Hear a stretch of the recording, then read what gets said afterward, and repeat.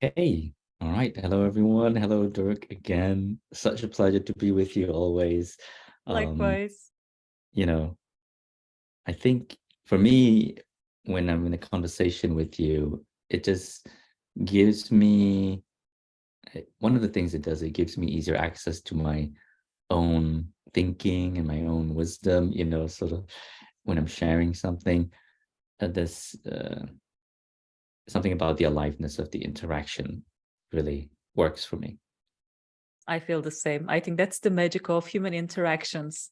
You have Yeah. so much in you, and sometimes you just need another mirror to reflect that back. And in the midst of that conversation, it just opens up more. And I think that's the beauty of being human, doing Yeah. things together, creating things together, and playing together too. I definitely classify all of these explorations as beautiful play because Yeah. we have some general themes that guide some of the discussions, but the rest is all spontaneous, what is emerging in Yes. the moment. Yeah. And the theme we have, so thanks to Tim Hargraves, we asked for um, somebody to share any challenges or goals or questions that they had about leadership, about fear or their dreams or anything. And so Tim posed this question. He said, something that challenges me is how to live a peaceful life without forcing things and at the same time having goals that achieve great things, right? So these two things of living a peaceful life, having goals that achieve great things, but and not wanting to like force that and lose the peace. So that's what we're here to talk about. And so I mean we can start anywhere, but some initial thoughts about that I have are that yeah, this brings up a topic that's so relevant to so many people in their professional lives that yeah, I think it's pretty universal because from what I've seen, a lot of times people may be drawn to my content or what I talk about because there's this um, conflict or some kind of disconnect inside them where they're really trying to get something, get somewhere, so they're striving. They've got those goals. Yeah, it seems that people at least have some goals that they're striving to. They're ambitious, wanting to move up the corporate ladder or trying to make something of their own. And then there's this other part of them is like, I would like to just sit on a beach. I mean, I had a client who literally said that to me. He said, I feel like I have these two parts of me. One of Yep. them is like, the world changer is going to be CEO and founder of a, billion-dollar company or something like that. And he says the other part of me just wants to be just like meditating on a beach. Right. So, and there's this conflict between the two. Yeah. So I just wanted to say that first. How about you, Dorek? How is this topic for you? Your perfect summary actually made me remember a highlight that I recently captured from one of the books that I'm reading, and I was pulling it up behind the scenes. So just give me a second. The Yeah. book is Recapture the Rapture by Jamie Veal. Hmm. And this is a quote that I captured in the first chapter or so. I think it perfectly summarizes this innate human dilemma. It's from E.B. White, the author of children's classic Charlotte's Web. I arise in the morning, torn between a desire to improve or save the world and a desire to enjoy or savor the world. This makes it hard to plan the day, which is such a perfect summary of Oh, this I like that. innate Wow. human dilemma. I totally agree with everything you said. I think it's not only an issue that we face in the professional life. I think this is bigger than professional life. This is really how to live a meaningful life, kind of a big dilemma that I think we all have to find our own answers for, because we are all different. We are all at different phases of life, which is, I think, impactful in terms of the answer too. But I will start with a general reflection from my side, and hopefully maybe I can share with a couple of personal examples along the journey too. For any kind of this conflicting, paradoxical dilemmas in life, my ultimate answer, which is to me the magical solution to everything, is really balance. How can we really play with both sides, honor both sides, acknowledge that as human beings, we have both sides in us. We have that ambitious side. We have that explorative side that's always looking for expansion, looking for trying new things, trying to test human boundaries, our boundaries. But we also have another side that's at peace with the moment, that is graceful, that's really sharing the gratitude of being alive in the moment. And that side enjoys and becomes more present in the moment without really expectations for a future version. And I think in my own world, at least, because I have been swinging between two sides. So I have always been an aspirational career leader, always climbing what's next in the career path. But especially over the last 10 to 15 years, I've been also integrating a lot more of spiritual practices, a lot more contemplative practices, a lot more savoring the moment type of practices. So it has always been in the first juggling between two different polarities. And sometimes I would admit not finding the common ground, because when we are extreme on one side, similar to what you said, most of the people in today's westernized world, unfortunately, we are a little bit dominant on the ambition side, on the goals and the future me version side. So we have to balance it out with some coaching, with some therapy, with some personal practices that's going to bring us back to the body, back to the moment, back to the grounding. But I think the ultimate sweet spot is literally having both of the energies balanced in some shape or form. And that balance can change over time. Another thing that I have personally observed in my life is really where you are in your life journey has an impact in terms of your decisions too.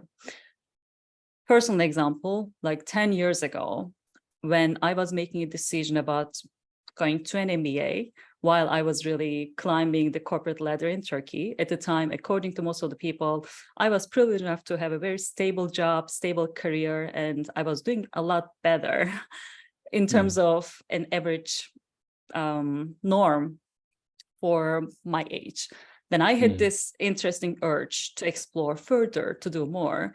I didn't really have quite a lot of people supporting my decision. It was a challenging decision because I was leaving a very well-established career, and I didn't really get a sponsorship from my company, like most of the people do from consulting background. So it was really a personal risk, like resigning from a company that I had a good relationship with and taking a lot of personal loans just to make that expansion. But at the time, I was still in the earlier stages of my life journey where I was still exploring things. Like, I think I had one thing to optimize for at the time. I said, well, I know what my options are in Turkey. I know what my options are in the corporate scale in Turkey, but I don't know what my options are in the global scale.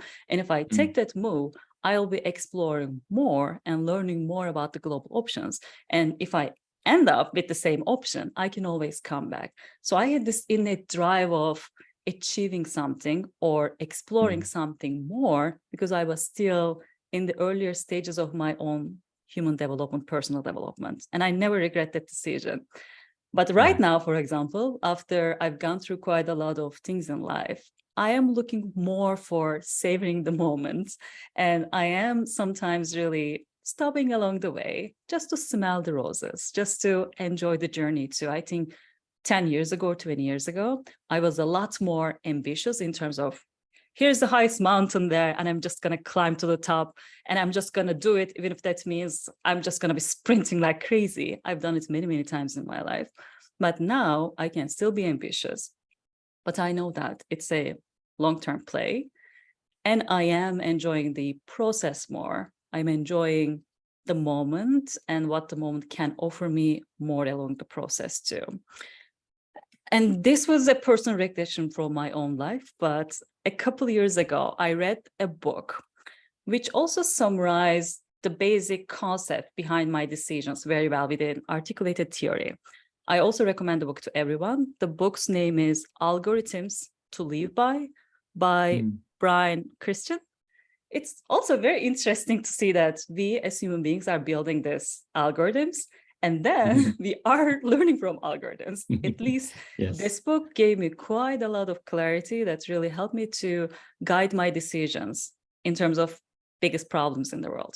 So in the book, one of the big problems that they focused on was really this natural dilemma between exploitation versus exploration, similar to goals and achieving new things versus savoring the moment, living peacefully without really ambition to further grow.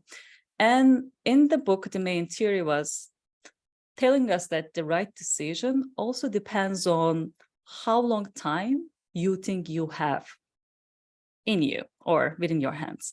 Let's say that you moved to New York for the first time, so you are new in the city and you don't plan to go anywhere. The best strategy or the most natural human tendency is to explore, similar to younger version of Daruk, like exploring the world, having high ambitions and trying to achieve everything to test my own limits because I don't know simply, and I assume that I have more time. But on the other case, let's say that I've been living in New York for 10 years and I'm about to leave the city. I only have 2 months left. Then the best strategy is to exploit. I have already been there. I have already identified what are the best restaurants, what are the best clubs, what are the best museums for me. Then I will be betting on those instead of really exploring more and more. So another important pillar that I think we can introduce is where you are in the life journey too. So I was always looking into decisions from that lens in terms of my perception about my time left in that context. And if I am a beginner, maybe I can explore more, I can have more ambitious goals. But if I am towards the end of the life cycle of a process, of a context, then maybe it might be smarter to savor the moment. And I think the same pattern we can see in human life too. And one last example related to this one, just a couple weeks or months ago, we had Harvard Business School reunions, and most of the professors streamlined their sessions to all of the alumni. So as a curious alumni, I was listening to one of the sessions, and we had a professor at Harvard studying happiness, which is interesting. At the time, we don't have that luxury. But anyway, Arthur Brooks studies happiness at Harvard Business School, and he had a book where he shared some insights. The book's name is From Strength to Strength. How can you keep your happiness in the second half of life? And the major discussion was around the lifespan of humanity and what it means in terms of our happiness levels. And unfortunately, I don't have the graph to show it, but there's a steep decline, especially in mid-30s, 40s, and it's dipping even more after 40. So there's a steep decline in happiness the more we age. And he's done quite a lot of studies and experimentation to really figure out why this is happening. And one of the underlying reasons is the change in our operating model conflicting with our capacity. So in the first years, let's say first half of the lifespan of a human, we are always ambitious human beings, overachievers. Like we have personal goals, we are going to climb our mountains, and we are going to be the ones achieving the highest summits in the world. And most of us really come to some level of defined success with those level of intelligence levels, with that operating system of higher goals, pushing the boundaries, exploring the boundaries, and creating the future version of you. And then somewhere in the middle, your body starts changing too, and you have explored so much. So if you still continue with the same speed, you know that your energy levels will be decreasing. Your body would not be able to catch up with the same level of intensity. Maybe you were able to push 2 sprints, like have a full-time job and have a part-time job on the side just to achieve your dreams. But it's likely that you won't keep up with the same pace after 40, after 50s. So what the research was suggesting that in the first half, it's better for us to really maybe focus on our goals and explore our boundaries as human beings. But in the second half, we need to shift to a different kind of operating system. We need to shift towards more, I think, exploitation in that sense, like exploration versus exploitations from this other book analogy. And you need to focus on your strengths to share the wisdom that you learn in the first half with others who might be coming behind, to younger generations. So if you really continue playing the same overachiever game, there's a likelihood that you won't have the same capacity and performance levels that a 20-year-old might have.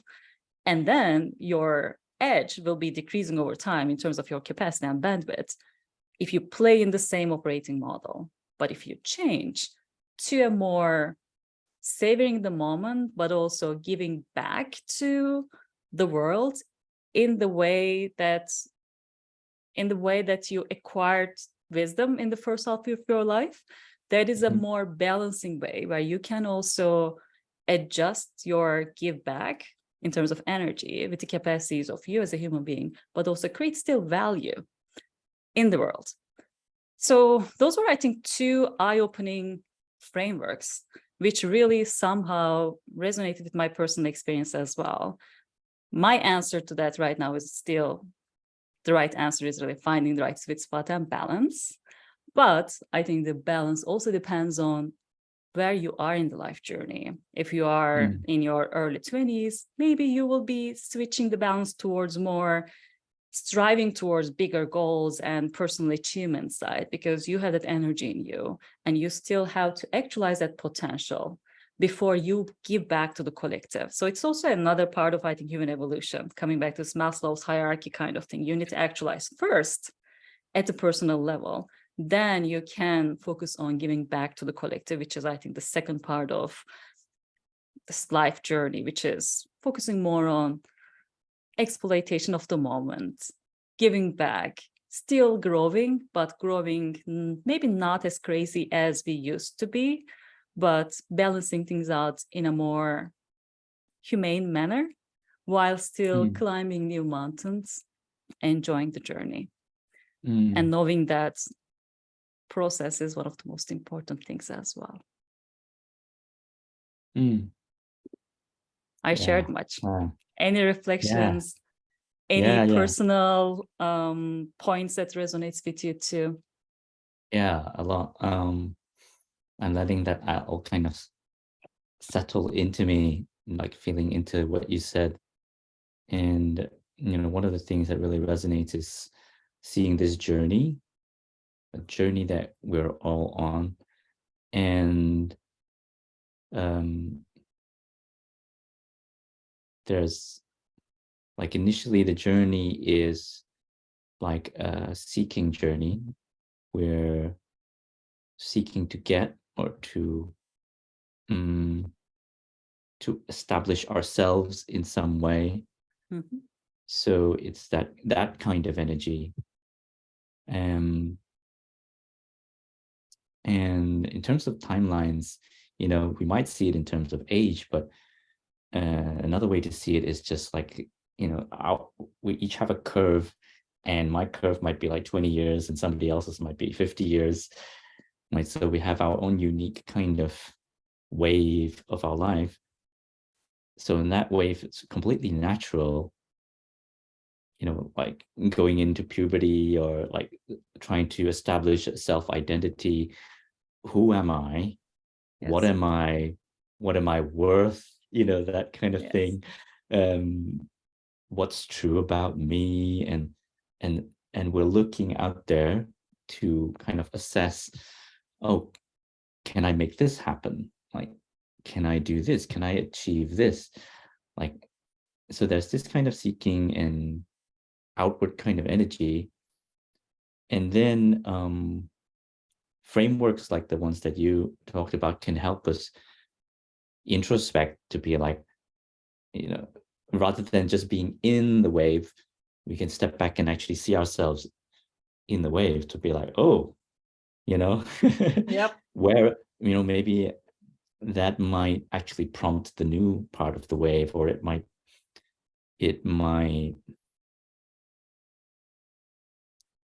seeing it might actually change our relationship to it, so we're no longer subject to it, but we can kind of even choose, in a sense. And but if we don't have those frameworks, we still have a way of telling where we are, because we have a feeling. Yes. And we have questions that arise, like Tim's question. Yeah. So when somebody starts asking those questions, yes, wow, can I actually have this, right? These questions are coming to them at night, or when they're on a walk, or when they look into their baby's eyes, like, what do I really want here? What is this really all about? Right? So that kind of question or wondering will sort of just come to us. We'll have this feeling like we're sort of ready to move beyond our current model. But it will never, this is what I see, like this question will never force us to abandon what we're doing. So we can be like, no, I'm going to double down until I'm CEO, like, just another 12 years. I think I can get there. Yeah. And there's always a justification. If I make the next 10 million, if I make this next CEO job, there's always a justification. Yeah. Yeah. I have clients literally saying that, right? It's just when I get to that, I'll just get to this. And so this, I also like what you pointed out about when you say balance, what I hear is both and. Yes. So, okay, both and, what does that mean? Having peace and still creating, still, the world might see that you're still achieving, you're still whatever, building great things, but your relationship with it has completely shifted. Like that is from a deep presence, from an acceptance, from a wisdom, from inspiration that, I'm going to do this, I'm going to do this. And the peace comes in, two ways. It's sort of like we can throw away our peace in the first part of the wave by being like, I need to go do that, forget peace. So we forget peace, and then we go strive. And then the other way, on the other side of the wave coming down, inspiration will say to us, hey, expand, go build that thing and then we resist that as well. Like, oh, no, I could never do that. Like, I don't even want to look at that. That's a bit scary. Yeah. Right. So, we lose our peace in that way as well.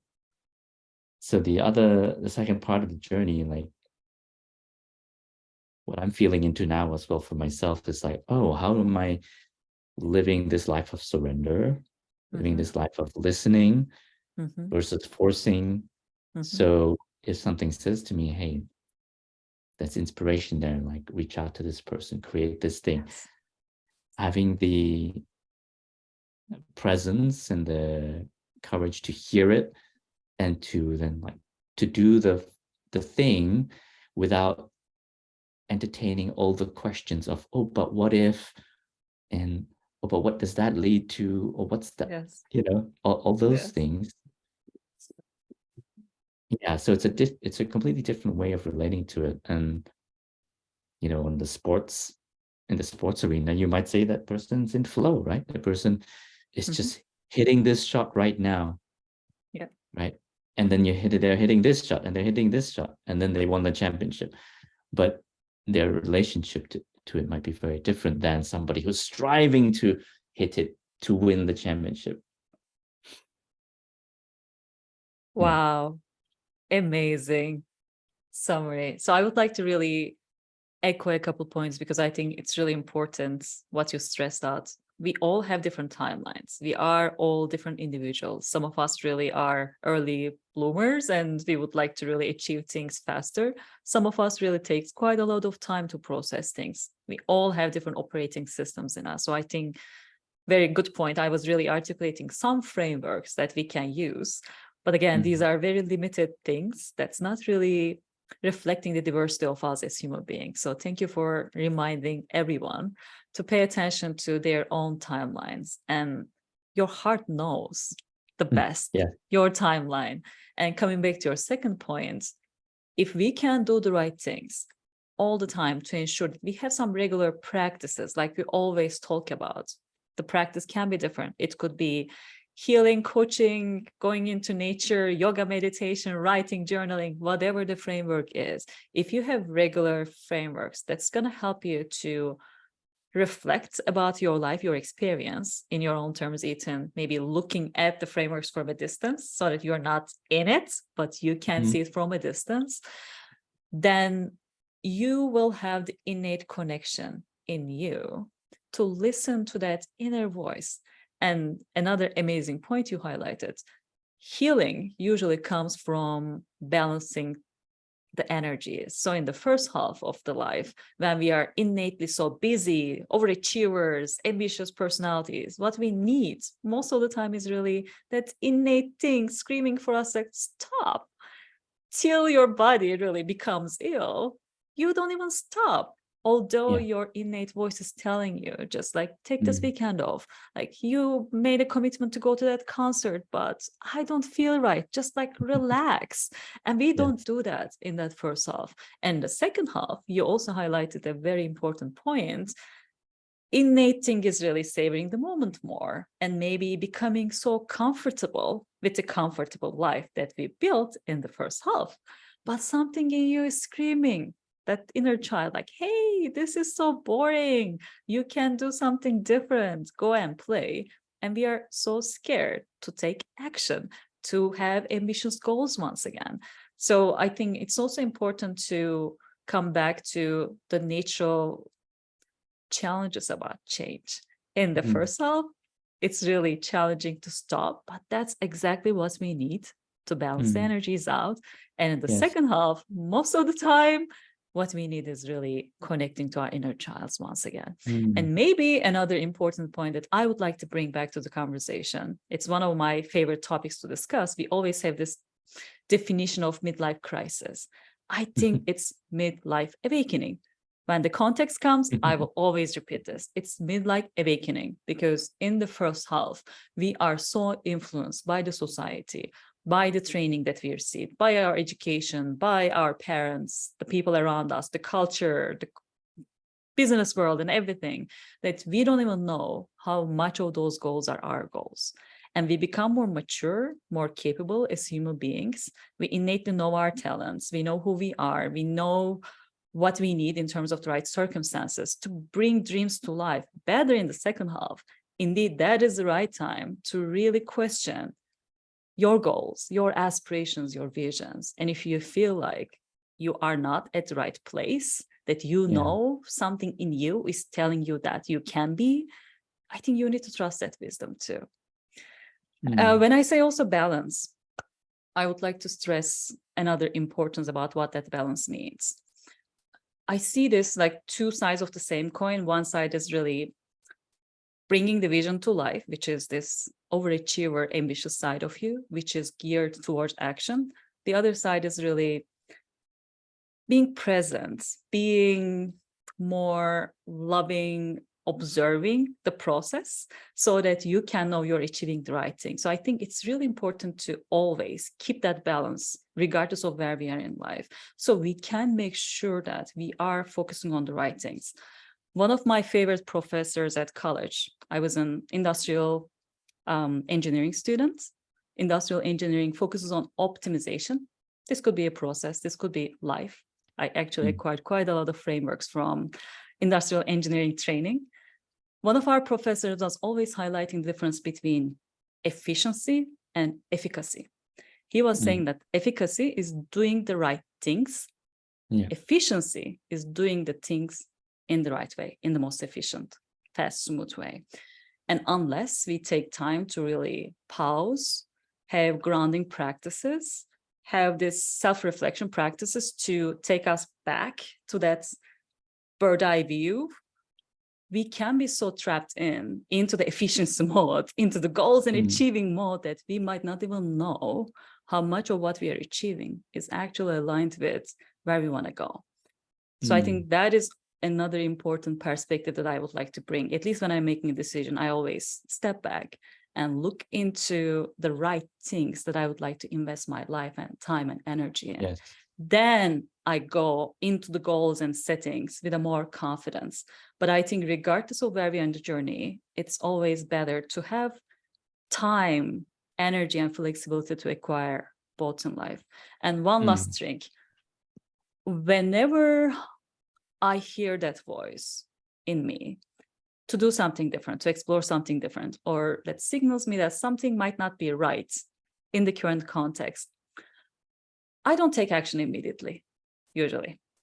I say, okay, is this because of my mood?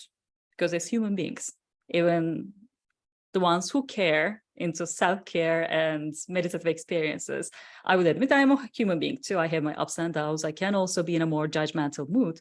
So I first check with myself, like, is this really related to, let's say, the context that I'm operating in? Is this related to the business that I'm operating in? Is this related to the partner that I am having this particular issue with? Or is this really me not being in the right mood? And usually time really tells me that. I give another chance and opportunity by consciously shifting my attention to more gratitude practices, to appreciate more of the good things about the relationship, about the engagement, about the commitment. But then if time really tells me that this is not an issue that I can overcome with putting more onto the gratitude side of the story, then the issues multiply over time. It happens once, it happens twice, it happens 3 times. And personally, for me, it's also another signal that I cannot find pleasure or peace in that particular context. And the intuition is also telling me that this is the right time to change it. So that's also another tip and trick that I personally use in my life. When I receive the invitation, I don't always like say, okay, like I'm just gonna quit this relationship that I've been investing in 5 years. No, maybe this is something that I can invest into the survival, into the commitment. But then after trying everything and honestly, from the depth of my heart, doing everything that within my capacity that I can do, if it's not still giving you that innate peace that you know is possible in you, it might be another signal that there is another goal, there is another exploration, there is another venue inviting you to get out of your comfort zone. Yeah. Yeah.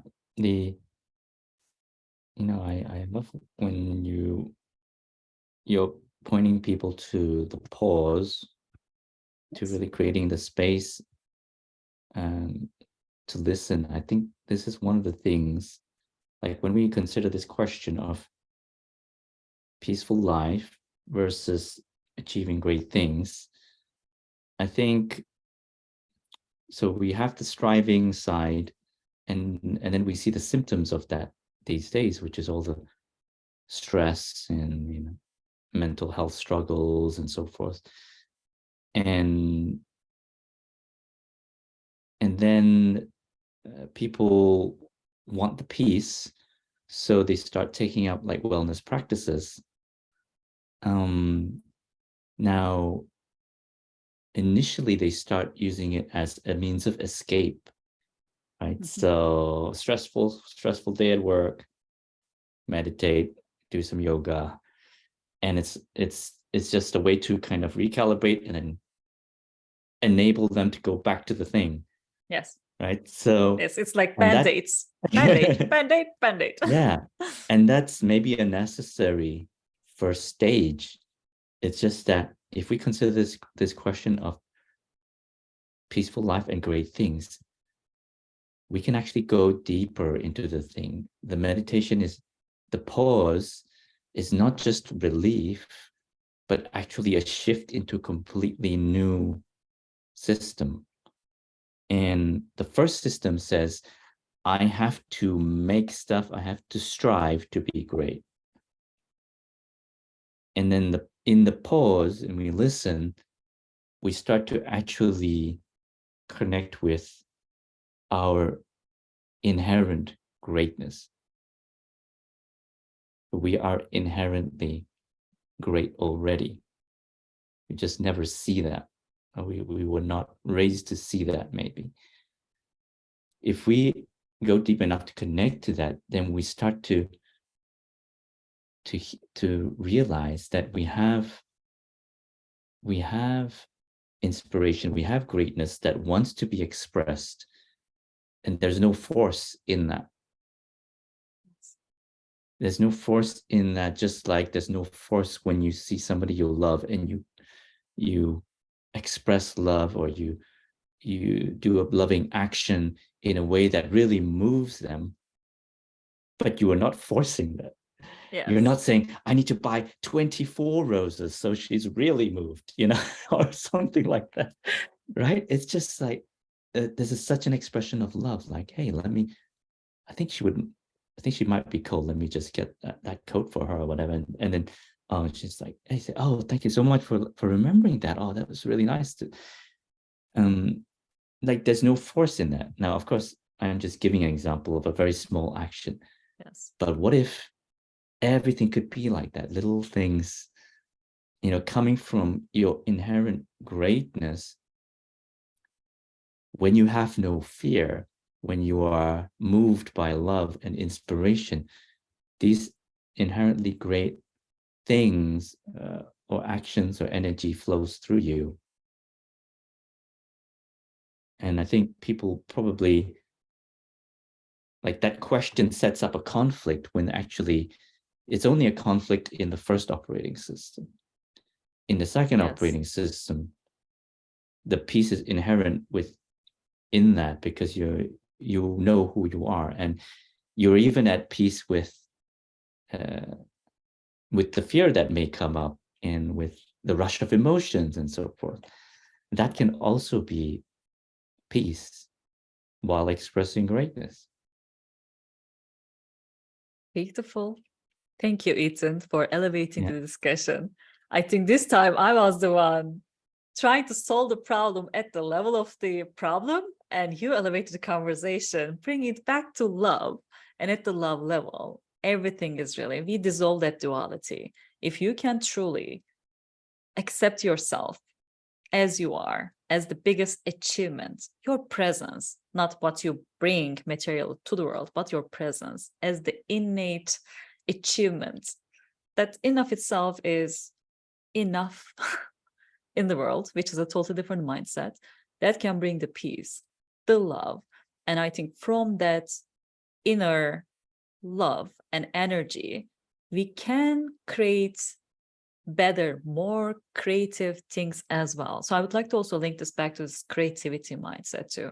If we are creating things or trying to achieve things just to get external validation, just to prove things to ourselves first, or to the world, just to feel valuable, we are creating what we do from a lack mindset. And because we are creating from a lack mindset, we are in this limited, restricted energy. When we are limited and restricted, we can only play within limited boundaries. We are not actually optimizing our human potential. And I think it's a dishonor to human creativity and dignity.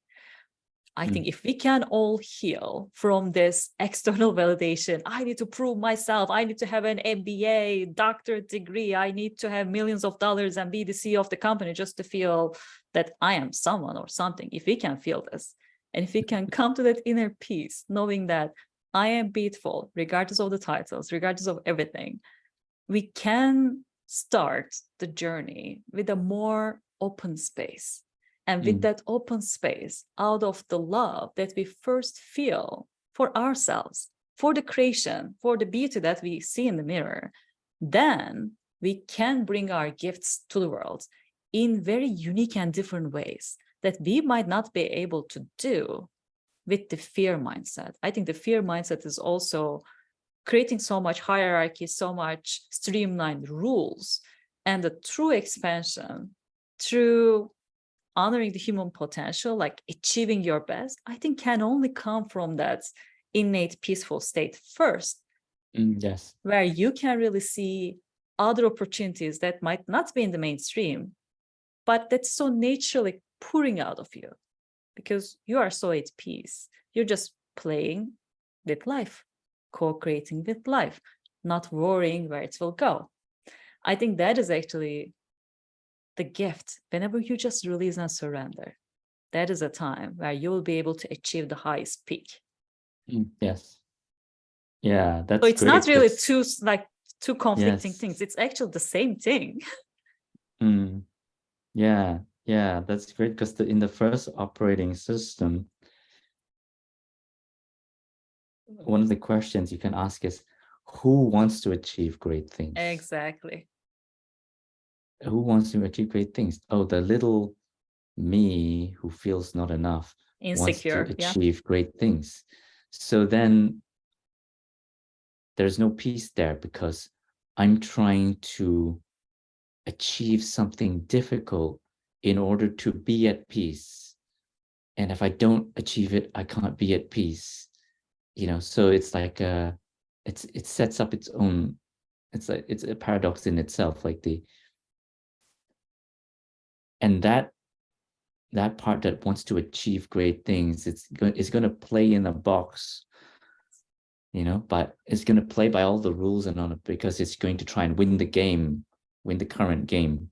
Yes. Whereas the other operating system makes its own game. It's not concerned with how things are done or whatever. It just has a natural desire to create.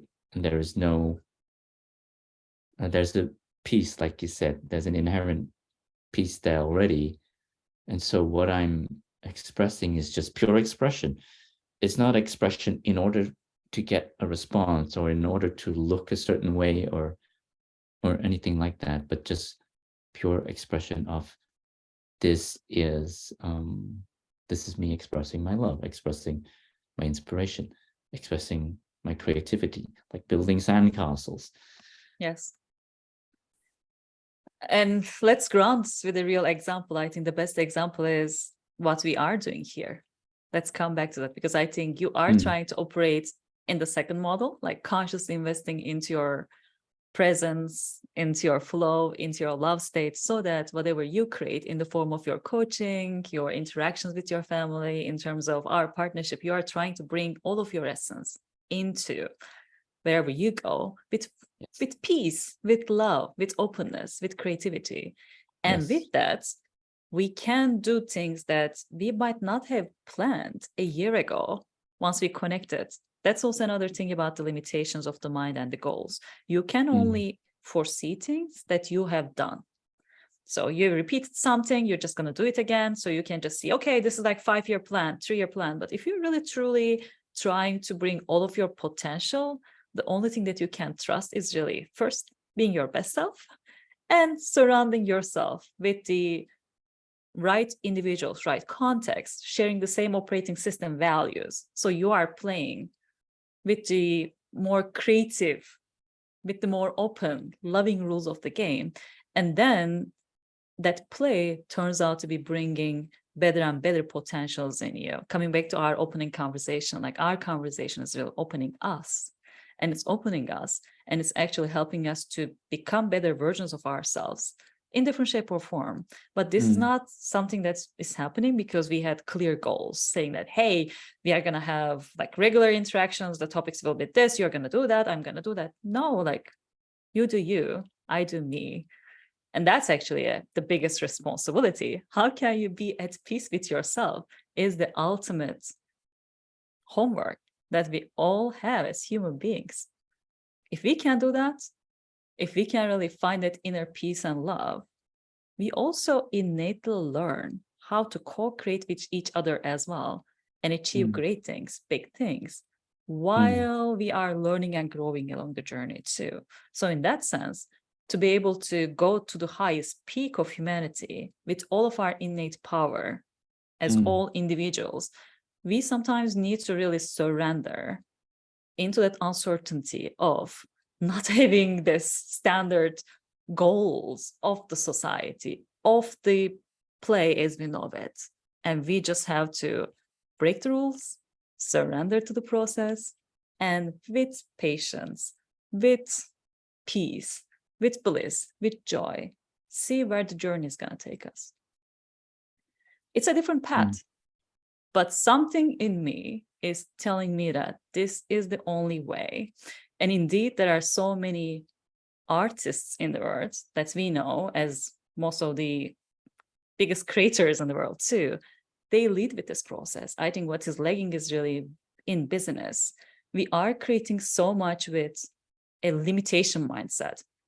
I remember, for example, a realization, like aha moment, when I was listening to a Tim Ferriss podcast with the Spotify CEO. I can't recall his name, but he was sharing examples from his own country, original country, Europe, I think Swedish.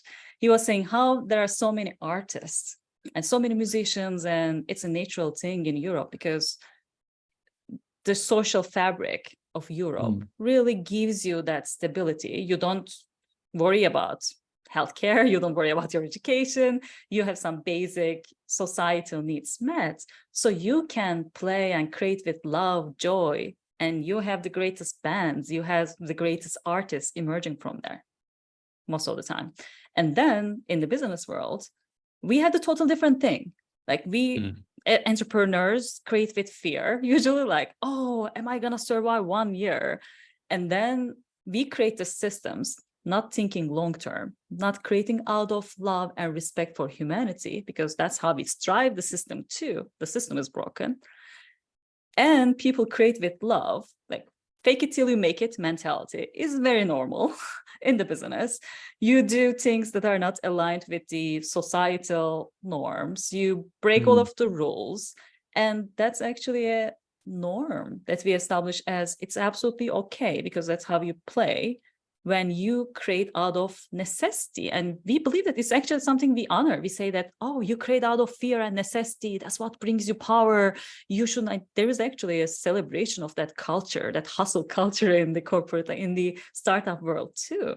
Like if you just balance things out, if you do yoga and you just try to be an entrepreneur while also like working 4 or 5 hours per day, like people are going to laugh at you. Like, what are you doing? Like, you need to create from this lack mindset, solve the problem immediately, break all of the rules. You can fix the rules with the millions of dollars and lobbying that you're going to do later once you become the next Google. Worry about that later. But it's a total different creating modality. And what I would like to see more in the world is really, how can we create more artistic expressions of businesses too?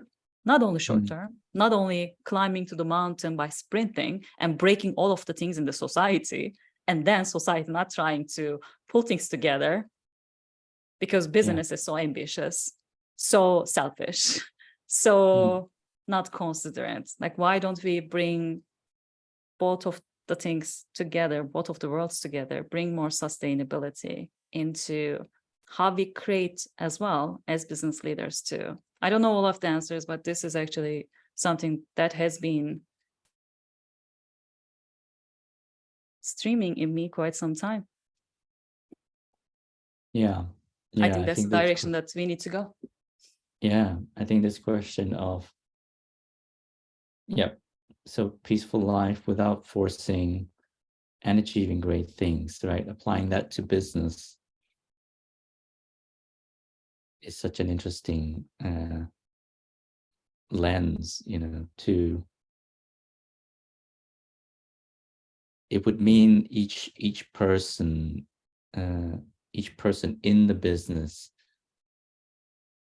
becoming conscious of of how they are showing up as well. You know, one of the things, well, I'll just share like one thing, you know, we're gonna wrap up here, but I've had quite a few conversations with people who they want to, you know, when we talk about what they want, they say, I want to present myself in this way. I want to, you know, I want to look this way or be this way or whatever. And a lot of that is forcing something. They want to force a result by, you know, like, how can I look this way? How can I sound this way? So they want to force result in order to achieve their goals. Yeah. How can I move up? I just need to be more, I don't know, come across more confident or something like that. So it's like they come from like there's a subtle, I'm not okay here, I'm not at peace. So let me try and force this. And, you know, when the other way is to, like I said, when they get in touch with their inherent greatness, the need to look anyway starts to fall away, and then they can show up really as themselves versus how am I looking or how am I thinking, what are the words I'm using. You know, somebody who's just shows up as they are and they're relaxed, they're at peace, they speak from their heart. They speak from their heart, and then great things happen. One of the great things might be they don't get a particular job because that job is not aligned anyway. That culture and those people, that's not aligned.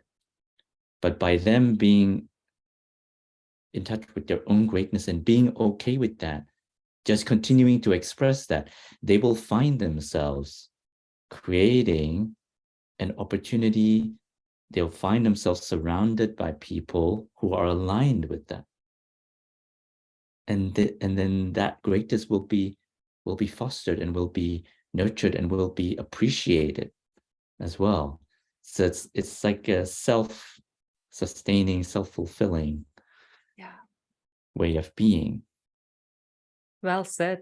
I would like to maybe reflect back what I'm hearing. Sometimes we feel like being at peace with where you are, who you are in life, is at contrast with being your best self, having high goals and aspirations in life. No, they can go hand in hand. And indeed, for your highest potential to come into life, first you need to start with loving yourself, being at peace with yourself, and then finding the right context that's going to honor who you are, what you can bring to the world. So I think it's really the same system supporting each other. How can you be at peace first? Hopefully, from that groundedness, become your best version, show up as your best version in your relationships, in your family, in your business.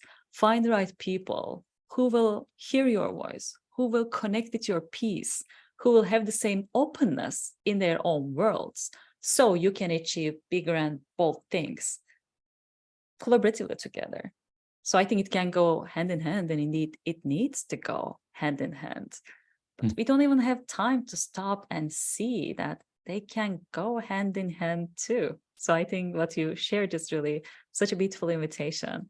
How can we bring peace and hopefully from there grow into bigger and bolder things in life? Because I think the more we can pause, become more present, connected to that momentary bliss and joy, the more we can hear the innate intuition that tells us this is the right time for you.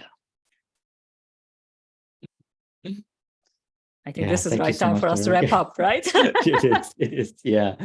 And you know, if you're listening to this, if you know, we'd love to hear what resonates, what questions you might have, insights, ideas for future explorations. Yes. You know, definitely please share that. And We yeah, received a we'll couple speak next more time. questions for future explorations, but we are actually using this as a way to learn collectively too. So please share your suggestions in terms of what might be the next interaction topic. And there are already some conversations happening in the comments. So if you listen and if you see value in what you see, please engage in the comments and please check the comment section too. There is already some wisdom that can be helpful if you see value in the topics that we discuss. Yeah. Thank you. Awesome. Thank All you, right, Ethan. Jared. Thank you. Pleasure as always. Bye. Bye.